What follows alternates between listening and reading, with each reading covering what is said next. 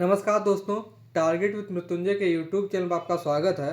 दोस्तों, जो हम लोगों का इतिहास को जानने के स्रोत का पहला अध्याय अभी तक चल रहा है, उसमें जो वीडियो की श्रृंखला चल रही है, तो उसमें अभी हम लोगों ने लास्ट में चर्चा की थी कि धर्मशास्त्र की चर्चा की थी। और धर्मशास्त्र कब लिखे गए, क्या क्या होते हैं। तो इसमें बेसिकली 3 साहित्य आते हैं। नंबर 1 धर्मसूत्र, नंबर 2 स्मृतियाँ, और नंबर 3 टीकाएँ, भाष्य या निबंध। ये हम लोग आपको इस धर्मशास्त्र वाले वीडियो में चर्चा भी कर चुके हैं। जिन लोगों ने धर्मशास्त्र वाला वीडियो नहीं देखा है तो वो देखें। और धर्मसूत्र से रिलेटेड जितने भी प्रश्न पूछे गए हैं उनकी भी चर्चा कर चुके हैं। स्मृतियाँ क्या होती हैं और कौन कौन सी स्मृतियाँ हैं, कौन कौन सी स्मृतियों से क्या क्या क्वेश्चन पूछे गए, इनकी भी चर्चा कर चुके हैं। दोस्तों, उसी सेगमेंट में हम लोग धर्मसूत्र के अंतिम अंतिम जो साहित्य आते हैं टीका, तो हम लोग इस वीडियो में दोस्तों देखेंगे कि कौन कौन से टीकाकार हैं और उन टीकाकार जो टीकाएं लिखी गई हैं इनका रचना काल क्या है। क्योंकि ये टीकाकार थे तो एग्जाम में दोस्तों पूछे ही जा रहे थे। इधर जो लेटेस्ट एग्जाम हो रहे हैं उनमें रचना काल भी पूछा जा रहा है। तो आप लोग ये भी याद रखें कि कौन कौन सी ये टीका है, कब लिखी गई।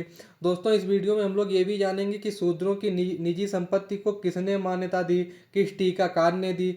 और दोस्तों, अभी हाल ही एग्जाम में ये भी पूछा जा चुका है लखनऊ के पीजीटी इंट्रेंस एग्जाम में कि डाइजेस्ट ऑफ हिंदू लॉ कब प्रकाशित हुई। तो ये प्रश्न भी जानेंगे। और दोस्तों, डाइजेस्ट ऑफ हिंदू लॉ के राइटर कौन है ये भी जानेंगे। दोस्तों, आगे बढ़ने से पहले आपको बताना चाहेंगे कि डिस्क्रिप्शन में टेलीग्राम चैनल का लिंक भी दिया हुआ है। तो जो लोग टेलीग्राम से जुड़ना चाहें तो वहाँ से जुड़ सकते हैं। वहाँ भी उस चैनल पे क्विज वगैरह चलती रहती है, तो उनका भी उसे फ़ायदा उन लोगों को मिलेगा।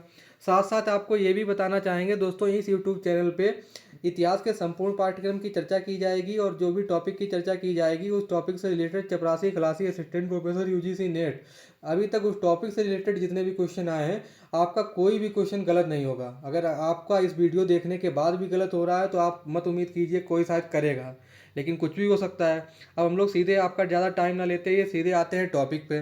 तो दोस्तों, जो टीकाओं से अभी तक प्रश्न बन सकते हैं, नंबर 1 इधर टीकाएँ हैं। ये दोस्तों ये है पुस्तक और ये है इनके टीकाकार। तो मनुस्मृति पे जितने भी प्रश्न अभी तक पूछे जा चुके हैं पिछली वीडियो में हम लोग चर्चा कर चुके हैं। तो मनुस्मृति पे जो दोस्तों सबसे पहले किसी ने टीका लिखी तो लिखी है भारूची ने और मेघातिथि ने। तो भारूची और मेघातिथि ने दोस्तों कब लिखी थी? 9वीं शताब्दी में। उसके बाद दोस्तों नए आए एक टीकाकार गोविंद राज। इन्होंने मनुस्मृति पर टीका लिखी 11वीं से 12वीं शताब्दी में। उसके बाद एक टीकाकार आए कुल्लुक भट्ट। तो कुल्लुक भट्ट ने लिखी 12वीं शताब्दी में। और ये आपको याद रखना है क्योंकि ये एग्जाम में कम पूछा गया है और भविष्य में पूछा जा सकता है कि मनुस्मृति के लास्ट में जो टीकाकार थे सर्वज्ञ नारायण। तो दोस्तों, मनुस्मृति पे कितने लोगों ने टीका लिखी है? भारूची ने लिखी है, मेघातिथि ने लिखी है, गोविंद राज ने लिखी है, कुल्लुक भट्ट ने लिखी है, सर्वज्ञ नारायण ने लिखी है। और आपको ये टाइम पीरियड भी याद रखना है कि सबसे पहले किसने लिखी, उसके बाद किसने लिखी, उसके बाद, क्योंकि क्रोनोलॉजी भी पूछा जा सकता है। ये आपको ये टीकाकार के नाम दे देंगे और लिखेंगे काल क्रम के अनुसार मनुस्मृति में निम्नलिखित काल क्रम के अनुसार समझाइए कि निम्नलिखित टीकाकारों ने कब इनकी रचना की। तो आप लोगों को इसके याद रखना है दोस्तों। उसके बाद हम लोग नारद स्मृति, गौतम स्मृति और मनुस्मृति से रिलेटेड जितने भी प्रश्न पूछे गए हैं उनकी भी चर्चा कर चुके हैं। और दोस्तों, नारद और गौतम स्मृति पे, मनुस्मृति पे असाय ने भी टीका लिखी है, तो आपको ये भी याद रखना है।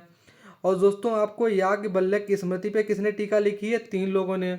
विज्ञानेश्वर और विश्वरूप ने लिखी है 11वीं से 12वीं शताब्दी में। अपहार्क ने लिखी है 12वीं शताब्दी में।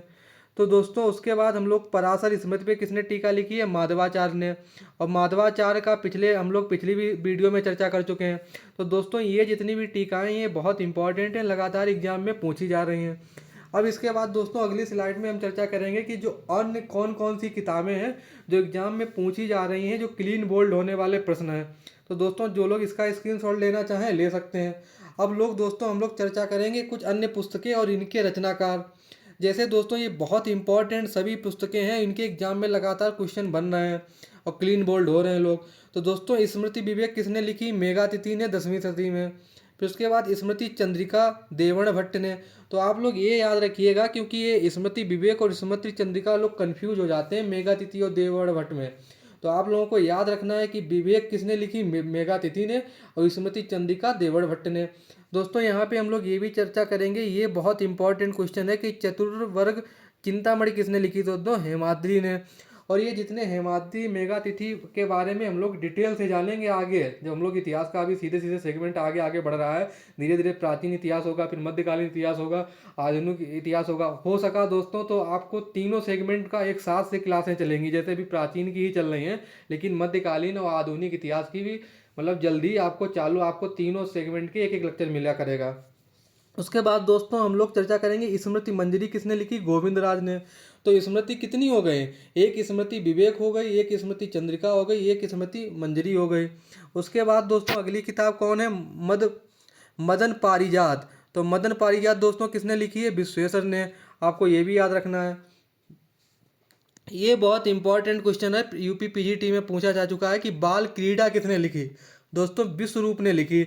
विश्वरूप कौन थे, शंकराचार्य के शिष्य सुरेशाचार्य। जो सुरेशाचार्य थे दोस्तों उन्हें ही विश्वरूप कहा जाता था। सुरेशाचार्य का ही नाम क्या था, विश्वरूप। और विश्वरूप दोस्तों कौन थे, शंकराचार्य के शिष्य। इन्होंने कौन सी किताब लिखी, बाल क्रीड़ा। ये दोस्तों एग्जाम में पूछे जा रहे हैं। इधर क्या क्वेश्चन पूछे गए हैं अभी तक, 600 से 900 ईस्वी के बीच विधि विषयक ग्रंथ लिखे गए हैं।